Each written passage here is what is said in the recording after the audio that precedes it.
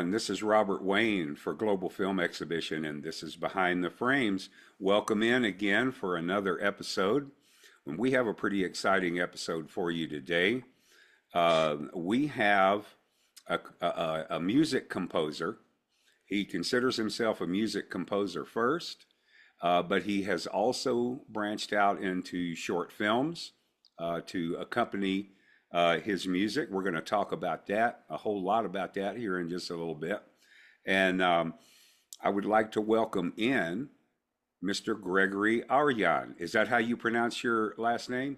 Yeah, very good. Yeah. Ayriyan? Yes. Okay, Yes. wonderful. So, welcome in. And what we'd like to start off with is have you tell us just a little about yourself. You have a very interesting story.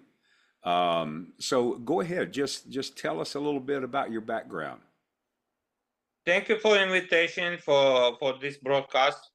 Um, yeah, I'm music composer, but I have a classical education, music education. I grew up in former Soviet Union, so I went to music school since I was 7, and I graduated school. Then I went to conservatory, and when I finished the conservatory, so that it took 16 consistent years to get education. I got master's degree on music as violinist.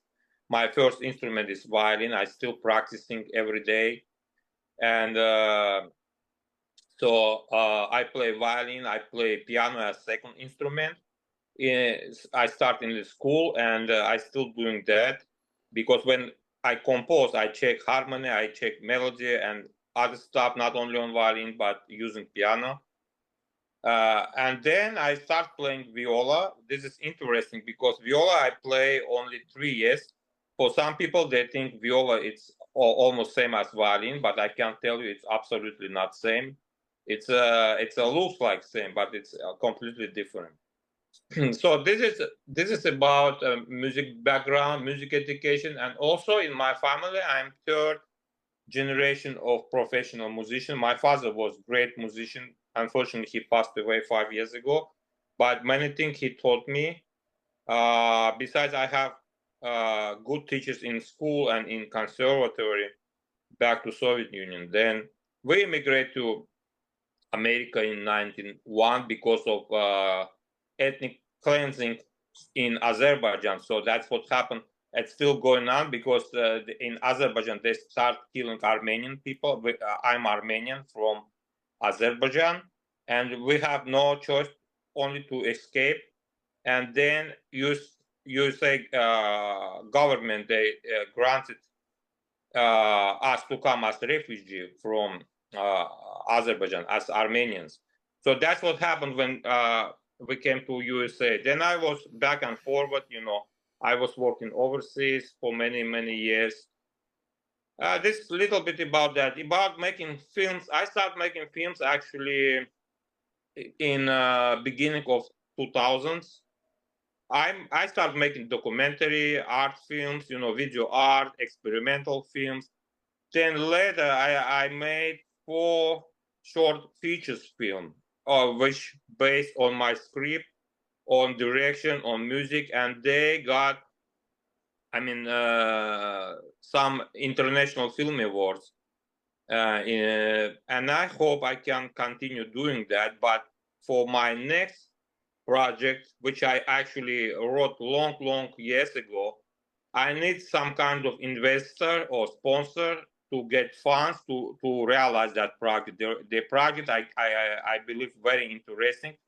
It's kind of symbolize how we live in this current globe, which all chaos, anarchy, and mess. This is the way I see Right. what's going on. Yeah. So regarding music composition, I started doing that when I was 30 years old. I started composing. Before that, I did improvisation because I used to grow up on listening American jazz. I really like that American jazz. Then I started composing classical contemporary music.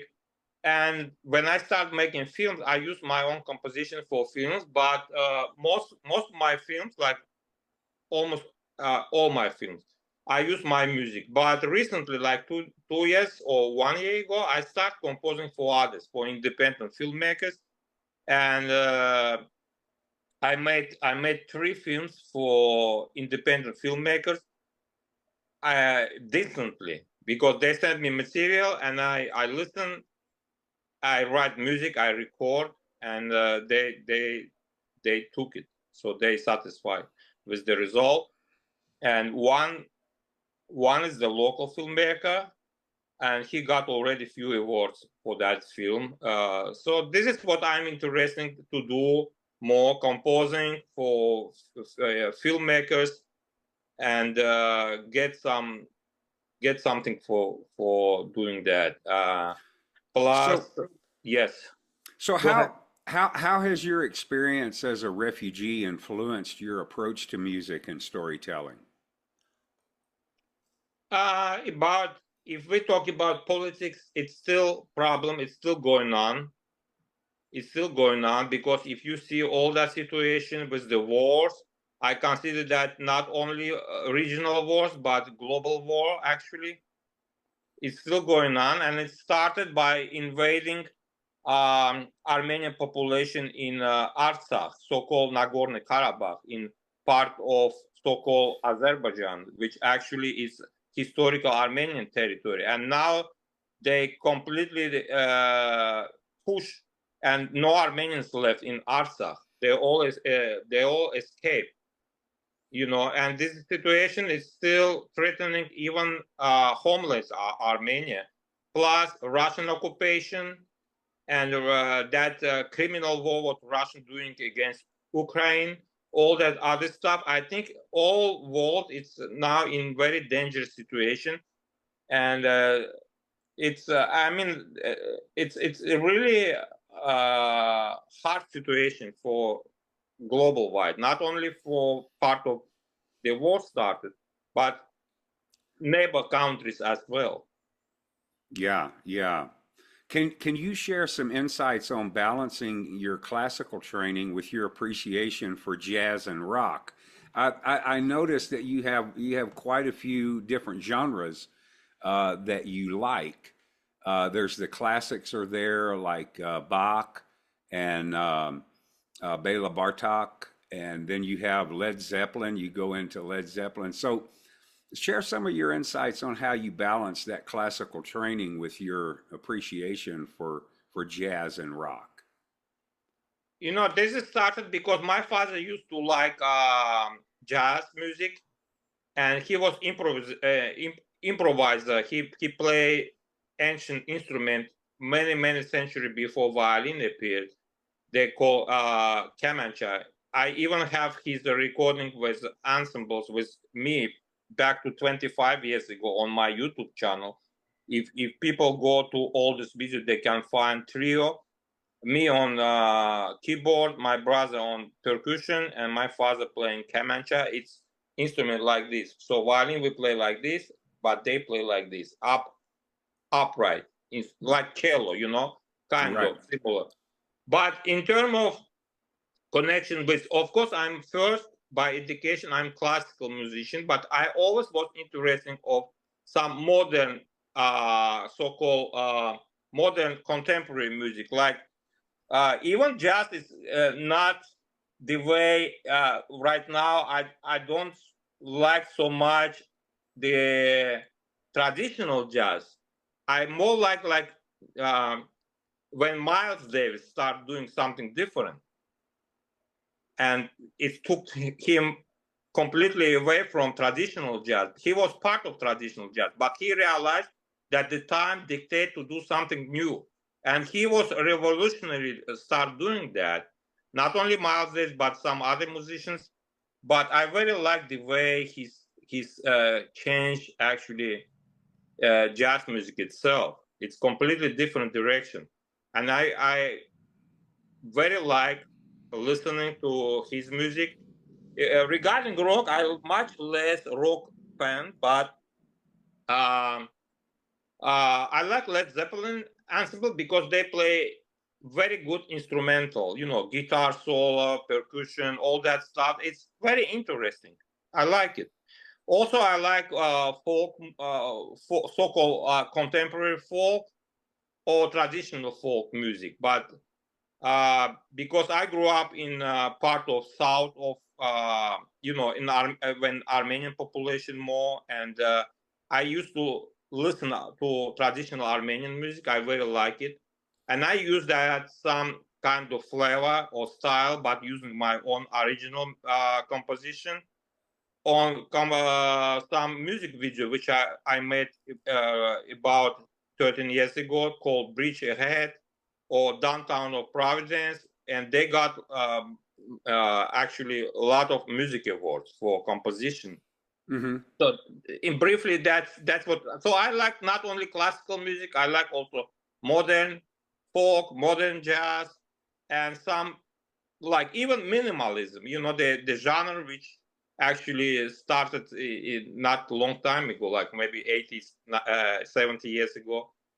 Right. And I like that. I try to combine, depends on mood, on situation. If it's for films, some films they require some deep, so more mysterious sounds and melodies. So I have to keep in mind that it's, when I'm doing for films, I need to see the material, then I come to idea.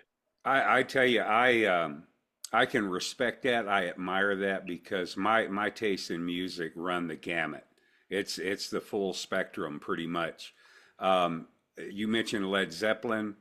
You're absolutely right. I agree with that. They do these wonderful lengthy pieces of music, and they tend to incorporate different elements and stuff into their rock that gives it a different sound. Jethro Tull did the same thing, and then of course your progressive, what they call prog rock, which is progressive rock, bands like Yes and Supertramp.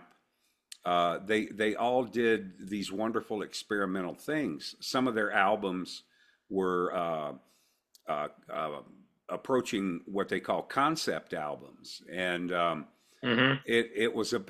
it's more about an appreciation for good music and really getting in there and coming up with something special and not being restricted to a pop formula.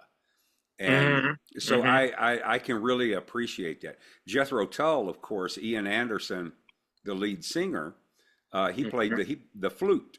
He was really good at that flute, and they incorporated the flute quite a bit in their music. Mm-hmm.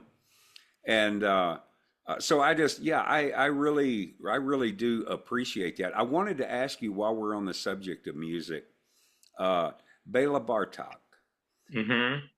some of the music that he composed, um, and how I came to know his name Mm-hmm. and a little about him was I'm also a big horror fan, and some of his compositions were featured in The Shining to set the tone. It had kind of a gothic kind of feel to it. It lent itself to really a spooky element.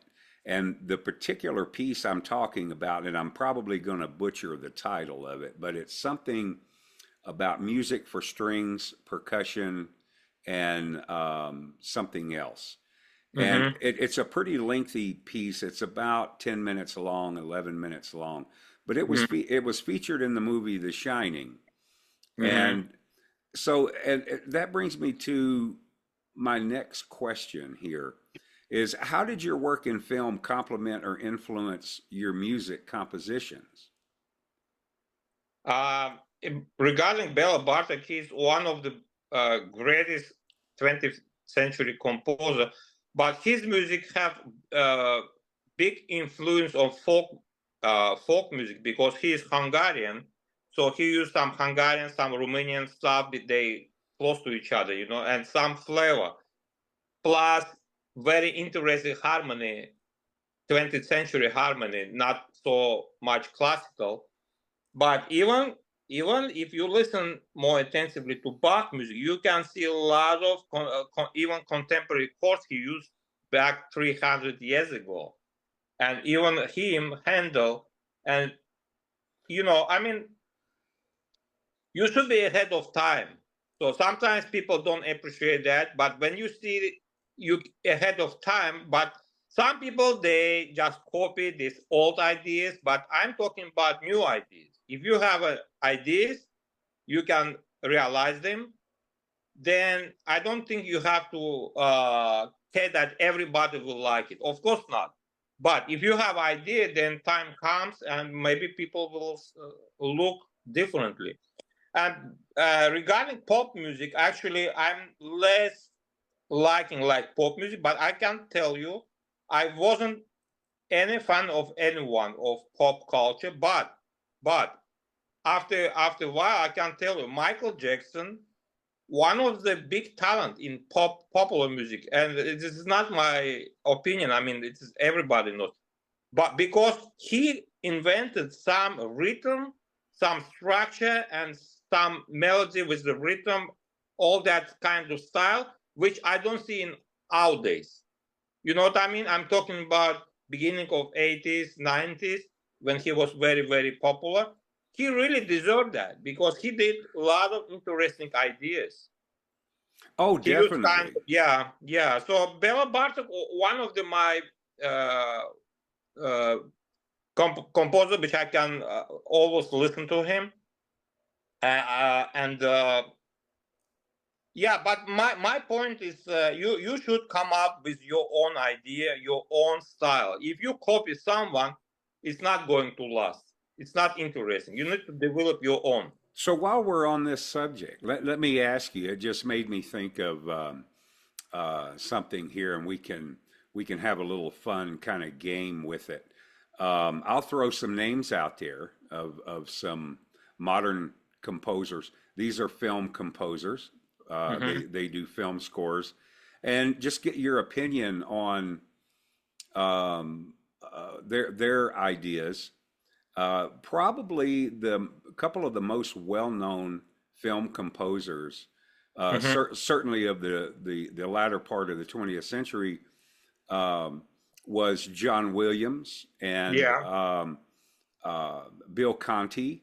Bill Conti did the Rocky Hmm. score, and of course John Williams. He was the go-to guy for a long time. Hmm. He did the score for I think all of the Steven Spielberg films, Hmm. Hmm. Jaws, Jurassic Park, Yeah. and so Yeah. forth. How do you feel about these gentlemen, about their contributions? I know very much about John Williams, but I don't know another one which you said. I never played that his music, but I'm very familiar with John Williams. I very like it. He's a big professional, and I know he did almost all soundtrack for Spielberg. So that's yeah, and playing his music not so easy. It's maybe easy for listening, but it's take a lot of practice playing with orchestra. So yeah, it's monumental. It's a very big structure, big sound, big orchestra, but it sounds very interesting and it fit exactly to the film. So I used to work. I have personally, I work with one. I don't think he's a popular. Maybe he's a somebody know from professional. He's a French composer, but very, very popular in France. His name Vladimir Kostma. I don't know if you're familiar with this name. No. Yeah, he did a lot of interesting music for French uh, big blockbusters. I used to work with him even we did concerts overseas like more than 10 years ago, and that was amazing because he is really professional too. So yeah, big names like John Williams. I very like the way he. I have one more for you, and he mostly did westerns, Italian westerns, but very famous name is Ennio Morricone. Oh yeah. I play his music too, of course. He He, just died a few years ago, right? Some mm, around yeah, I believe so. I'm not exactly yeah, sure. 3 4 years ago. Yeah, I play his music. His music completely different. Yeah, but interesting too. Very interesting. Yeah, I have several of his Hmm. the soundtracks that he did on my playlist. Yeah, Because you're right. He was interesting. Um, Interesting approach that he had. yeah, And yeah. and speaking of musical influences, I want to, since we're on this subject, so you've worked across various genres. So how does each genre you explore inform or challenge your creative process? Uh, yeah. If you ask if I do for films or I just do not for films, only for composition. Um, Either one or both. Either one for doing films. Actually, for me, it's so far it's pretty easy because when I see the picture, I have momentarily I have sound already. Hmm. All I need to grab the pencil and write the motive, the theme. Then I can arrange, put some stuff over, like a layer. Hmm. But so far I did mostly solo pieces for films. For my films, I use even string quartet, which I did overseas. Also, I use some other compositions, but it's mostly instrumental and sometimes solo pieces. So this is not too hard for me to do because I play too. I can do that right away, compose and play. Then, my brother helped me because he has a studio. He does sound, he does video and many other stuff. But he helped me when I come up to recording. He record professionally in studio. So if we're talking about some other stuff like orchestra stuff, this is take much more time, and you need to check, then rearrange or rewrite, and it's take a lot of time to do that. But depends what you're doing. It's all depends. It's nothing. I can't give a recipe for everything. It depends. Yeah. So that kind of leads me into my next question on the creative process, and you've touched on some of this, but um, so when composing, do you start with a specific story or emotion in mind, or does the music itself guide the narrative?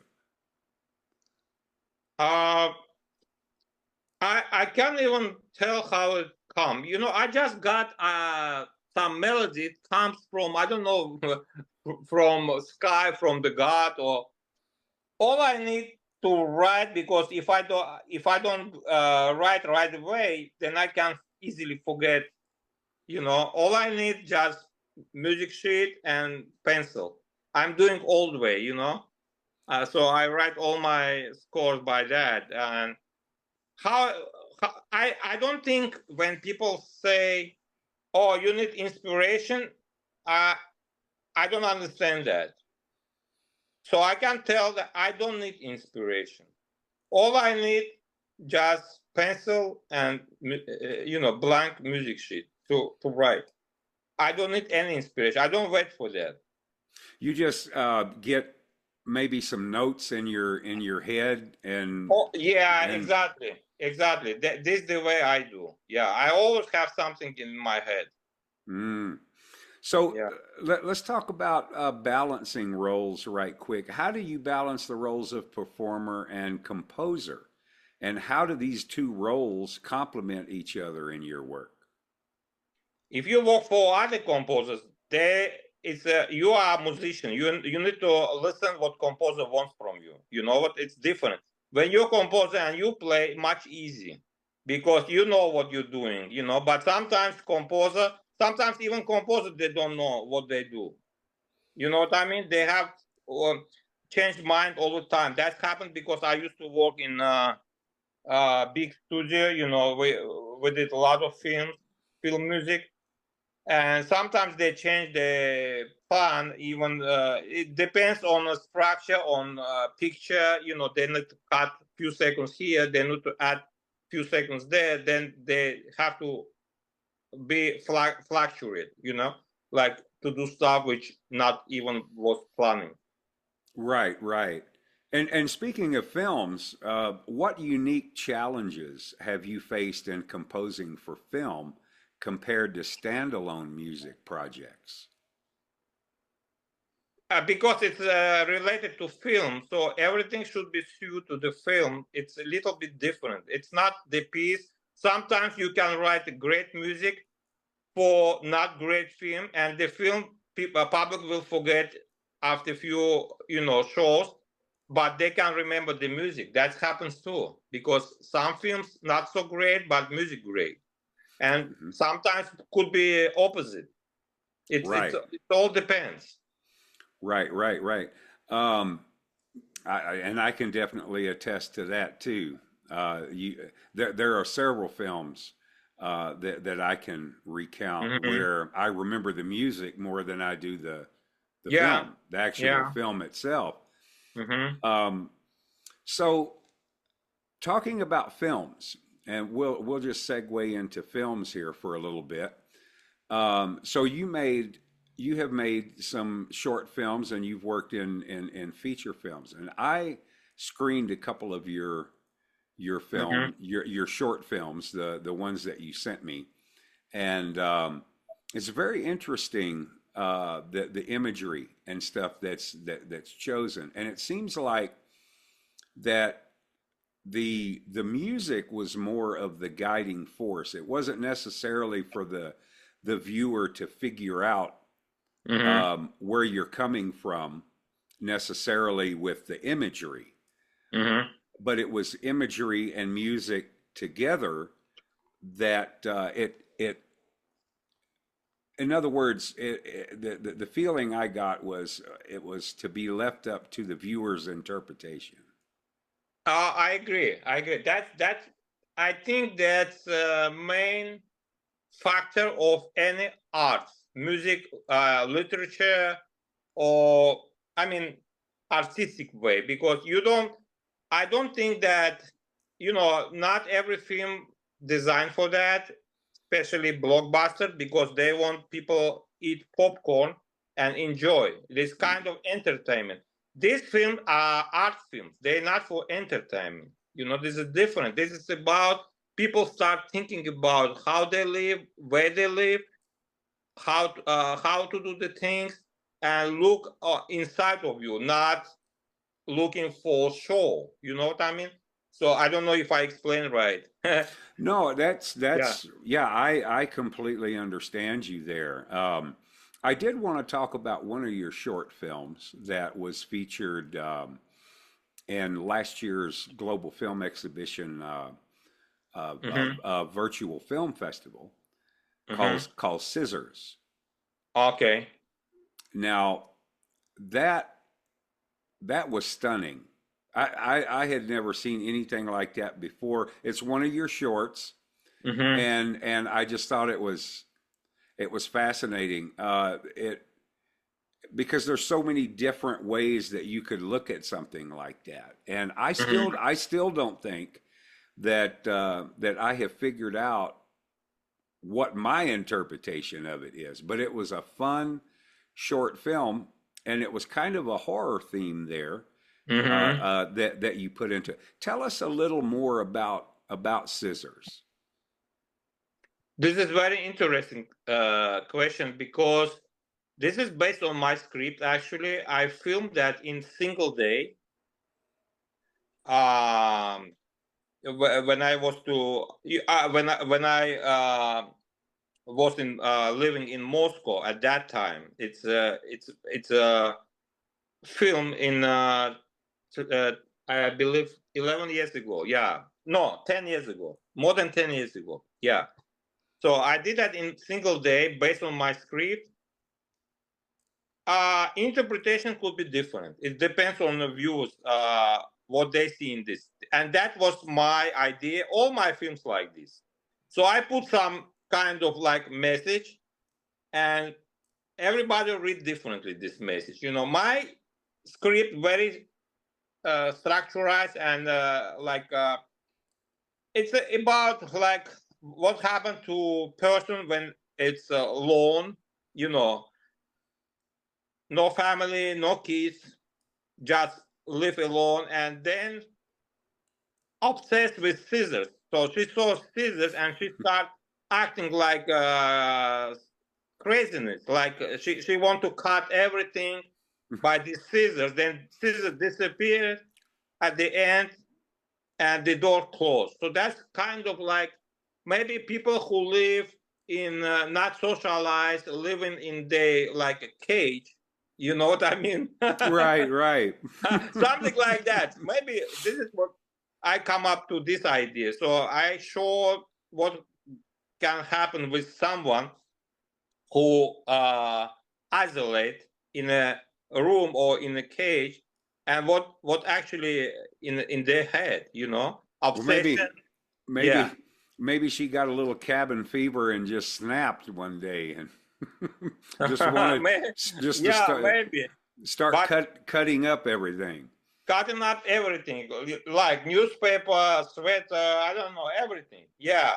Well, But yeah. we're gonna put links to some of your work in the description so that our viewers and our followers, they can go and check out these Yeah. wonderful films. They're awesome. You know what they remind me a little bit of is I have seen filmmakers employ this tactic. I know Quentin Tarantino has done it. Yes. Rob Zombie has done it Mm-hmm. in his horror films. And what I'm talking about, and I'm drawing a comparison or a parallel with the short film like Scissors and a couple of the other short films. When you see it in like a Rob Zombie film or a Quentin Tarantino film, it's like, you know, it could be a quick flashback, or Mm-hmm. it could be a quick flash to what someone's thinking, Mm-hmm. and it'll be like a little almost surreal piece of film. It could run for just a few seconds or for a minute or so, Mm-hmm. and sometimes they'll do that in black and white, Yeah. and Yeah. it's a really good effect because all of a sudden it happens and you're thinking, what the heck's going on? Because it cuts so quickly to it, and there's a point there for it, and that's a lot. That's what I thought of watching Scissors and watching Mm-hmm. a couple of your others. It's like those surreal moments on film that Tarantino uses. Sometimes it might bridge Mm-hmm. one Mm-hmm. scene into another, Mm-hmm. or same thing with Rob Zombie, and I think it's very very interesting. But it definitely Yeah. it packs a punch.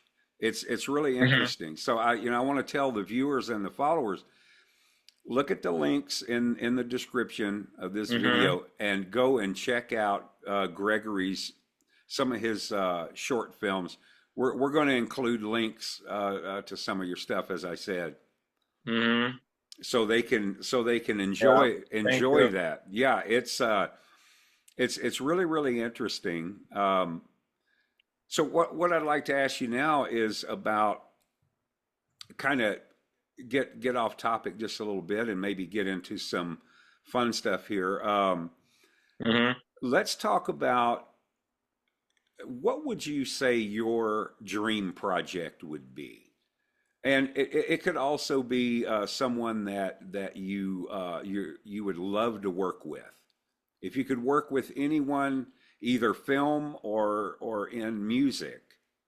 Yeah, this is actually I more like to work as composer and musician for filmmakers who need original music, because some you know, this is actually original music is, I think it's maybe 90% of film success. uh and without good music, I mean, you can make great film, but if the music not fit and not represent the mood of style, then you know, so that's not going to be so much fully made in terms of style quality. So music is one of the most important part of any films. This is what I'm interested in. But regarding what you say about scissors, yeah, I like that film. Actually, that film got few awards on film festival. But I will recommend another one, which I make 1 year after. They call the Maker. You know, Mucker. That film actually, I I could say that I kind of foreseen the situation with globally in that film. If you look on that film, the man going to park and he tried to destroy everything. What he see, he behave like how you call that word? He's teasing people. You know, he's bullying people. Like he express people attention for his behavior, and he very neat, wearing a good outfit, everything. He's nice, you know, but he act like absolutely out of control, crazy people. This is about how we live now. Actually, I foreseen that 10 years ago. If you look at this film, this is my, I mean, idea how I made that film. I more like that film actually now in terms of situation what we experience now global wide. Hmm. Hmm. Getting back to what you said about music being important part, probably the most Mm-hmm. important part of a movie or Mm-hmm. films, Mm-hmm. and I totally agree with that, and I much prefer traditional orchestral scores than I do synthesizer and the whole synth wave.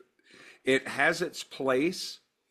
Mm-hmm. I will say it does have its place, but for me personally, and I've got a feeling that you feel the same way.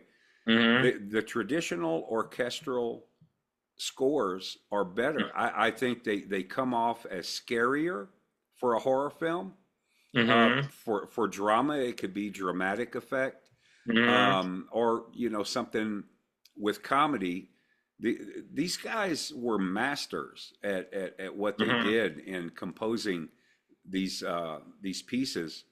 They were really dialed in to the films, and I just think those traditional scores are so much better than the synthesizer scores. Absolutely, absolutely. I agree 200%. I agree with that. And orchestra, the thing is, orchestra is very expensive.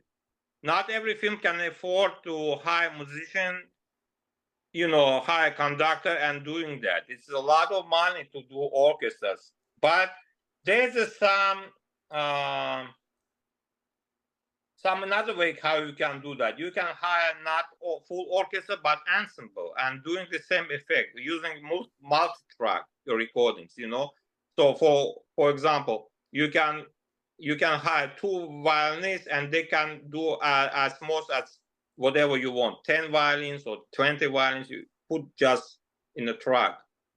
Oh, but orchestra much better than synthesized. Yeah, synthesized is Excuse me. I consider that plastic sound, you know, Hmm.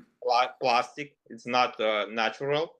Like some people play electro violin. It sounds terrible, but people like it because they think it's a look fashion, you know, like Right, very right. fancy. Yeah. Yeah, they like fancy things, but the sound is actually in most cases is terrible. Right, and even I feel even if it's not a full orchestra or even a partial orchestra, depending on Mhm. what you're going for, um, it if it's not a traditional orchestral score, at least be real instruments. Real Um, instruments. right. Yes. Uh, and I get the budget constraints and things like that, where Hmm. it might be cheaper to go with a keyboardist and using software and stuff to create Hmm. And some guys do that to pretty good effect, but Yeah. just my opinion, I prefer the traditional orchestral scores because I can watch films that are 40, 50 years old, and that score still punches as hard as it did the first time I saw the film. So yeah, I appreciate your insights on that as well. I had a feeling that you felt the same way Yes. that I do Yeah. about it. Getting back to my other question, though, Mhm. I'm not sure that I phrased that question right because I wanted you to give me some examples. So I'm going to go back to it. If you could collaborate Yeah. with any composer from the past, whether they're still living or if they passed away, if you had the opportunity to work with a favorite composer, where let's say you've got a project to do a score for a big film, a major Hollywood film, hmm and you had this opportunity to work with this particular composer, who would it be? it's hard to say because music as art, I don't think it's kind of like competition like World Series or soccer games or boxing or something that you have to be number one, number two. I don't think music works this way or even films. I think that I appreciate Baroque era composers like Bach, Handel, Vivaldi, Corelli, and much more Purcell. Um, I like all of them because they did excellent music, especially back to 300 years ago. They had brilliant ideas, but I much less like 19th century composers. I can't tell why. Because 19th century too much, how you say, melancholy, Hmm. too much romantic stuff, too big loud sound, big orchestra, but less souls. Much Right, expression, much impression, but less what spiritually had Bach or even Vivaldi and some other composers. You know what But right, I very like 20th century, and now we live in 21st century. But 19th century, like I said, because you exploring some ideas which already been. I can tell you that same thing like everybody amazed of, for example, Tchaikovsky or Rachmaninoff, Russian composers. They great composers. Yeah, they're great composers. But I'm not interested on them. You know why? Because too much pessimistic, too much negativity over there, too much romance, and I can't even use the word. But for me, it's kind of prayer already exists. You can't copy them in 20th century because you out of date. right. Outdate. You're outdate. You need to get to new ideas. That's why I like Bela Bartok, all other composers. Like even if we talk about Russian composers, Prokofiev, much more ideas. Stravinsky, for example, he lived in USA after he escaped from Russia. He was great composer. He was ahead of time. So let me ask you, what kind of advice? And we always try to get our guests to give some advice. We always ask, um, Mhm. what advice would you give young composers, uh, film composers, or if they're not necessarily have to be for film or in film or whatever, but Right. what would you think your top advice would be to young composers? Okay. For 21st century is a little bit different. Now everyone who know how to push buttons on computer, they call them composers. And in Mhm. reality, it's absolutely not. You need to get first, my advice to get good education, music education, because music education is not only what you play instrument. You can play instrument, but you don't know about music theory. You don't know what is solfeggio, what is the rhythm, what is the harmony, what is the structure. this is all on disciplines. If you go through all the disciplines, you're educated, then you have come up to your own style and start doing your own style, not copy others. You can copy when you learn, but after your learning process finished, you need to show the world your own personality. And this is, without education, you can't do that. Like I said, first, good education and intellectual level should be. You need to read a lot of stuff. You need to understand about art, about painting, about everything, about politics, everything. You need to consider that. Then you express yourself. That's my advice. Right on, right on. Well, that's good food for thought. So, which project are you most proud of? And what impact do you hope it will have? All projects I made, it's very small projects, almost even no budget, almost. Um, and uh, Mostly I did them for film festivals, and some of them even been showing on TV stations and some cable channels. Actually, 2 years back, 2 years, I had few cable TV channel interview and on local TV channels, and actually PBS channels show my films, my old films from made in the beginning of 2000 on PBS channel locally. I live in Rhode Island, so they've been on the programming. Uh, but most of my project, but right now I'm actually need some funds or grant or whatever or sponsors, investor for another project which I call chaotic moments. Like uh, it's I see the picture already in my head. It should be black and white, silent film, but there's a few characters, like 6, 7 people should be involved. But I can't do that by myself. I need some investor or sponsor to support that idea. So if I can realize that project, I think it's going to be very interesting. This is my upcoming idea.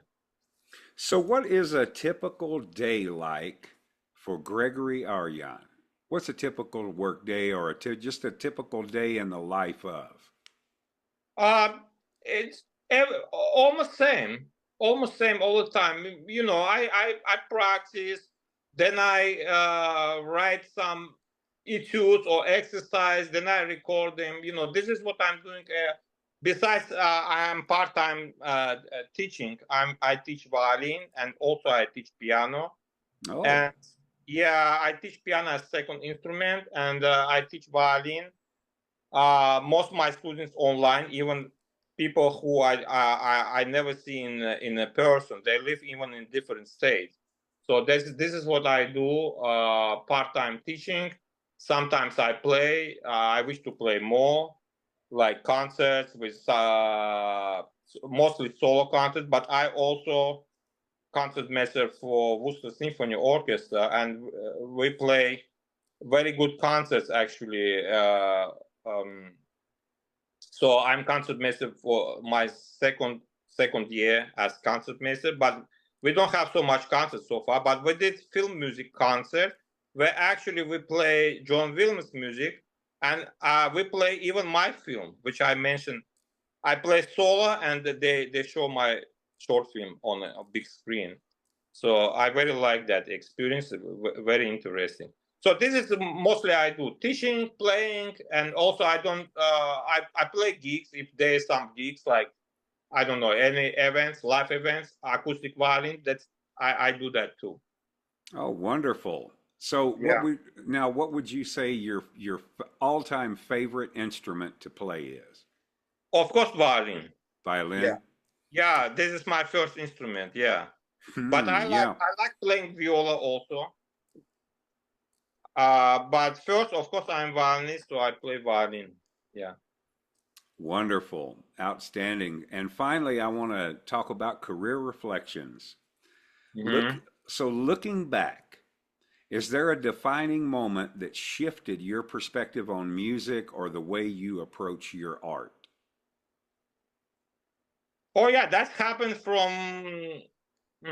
So when I study, I'm most uh, classical, under classical influence, because you have to know your skills. So even sometimes people say, okay, we want to play some instrument for fun. I say, okay, you get fun after you get skills. Then you can have a fun. But if you don't know the craft, like skills, how you can do fun? Nobody like when you play out of tune or you play wrong notes, false note. Nobody going to like that. You can play that in when you practice, but you can show off that to people because it's not good. So this is but then I start, like I said, I used to like traditional jazz. Now I'm not listening to traditional jazz because for me it's exploding old ideas from 100 years ago. Not interesting for me. I'm more interested, like I said, Miles Davis or Dizzy Gillespie or Charles Parker. They invented that bebop, but now it's also it's kind of you need to come to new all the time. Have to come to new idea, and unfortunately, most people they don't do that. They probably very good musician, very skilled, but that doesn't mean that they have ideas. Now, do you have any skills in conducting? Um, Conduct an orchestra? I'm not considering myself as conductor because it's absolutely different. You need to go through conducting classes. I'm not considered myself, but I only had one time experience when I did conducting with orchestra, like 20 years ago. That was most my experience, and we did good recording. But to be conductor, you need to go to conducting classes. It's not easy. You can be perfect musician, but if you don't know technique, how to show, you can do like this. This is no problem, and meet with the rhythm, but show the nuances and all other stuff. You need to go through conducting classes. Yeah, I don't consider myself as conductor. Was there ever a particular venue that you would have loved to play? Of course, I play if there's opportunity for me. And if there's a good music selection, good, of course, as professional, I will go and play. And it's no matter. As professional, we have to be ready for all venues. Doesn't matter what. Right, right. So you don't have like a desire to have played Carnegie Hall or Uh, what one of the big venues like that. Oh, not really. Not really. I think you need to do your job. Even if you play in local places or library or even, I don't know, in living places or something else, you have to show your professionalism. Doesn't matter where you go. You That's can re be in Carnegie Hall, you can be in a room. You have to show your skills. that's really good advice. You play your heart out no matter where you are. No matter, yeah. All right. Well, Mr. Aryan, I appreciate your time. I want to remind our viewers that we're going to put some links in the description so you can Sure. check out some of Gregory's work. It's worth your time. It's very interesting uh, musically and with the imagery. And Gregory, I want to say to you, thank you so much for joining us on Behind the Frames. And Sure. we would like for you, oh, one more thing before I close it out. Mm-hmm. Any upcoming projects that you would like to mention?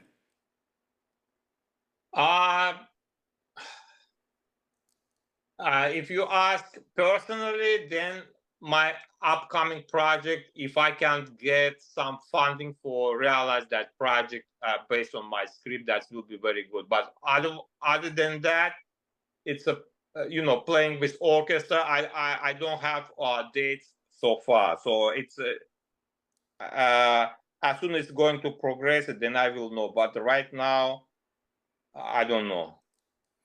Okay. Well, Gregory Ayriyan, thank you so much, and we would love to have you back as a guest sometime later. Definitely. Thank you very much for invitation. You bet. And With pleasure. viewers and followers, this is Robert Wayne for Behind the Frames. See you next time. See you next time. Thank you.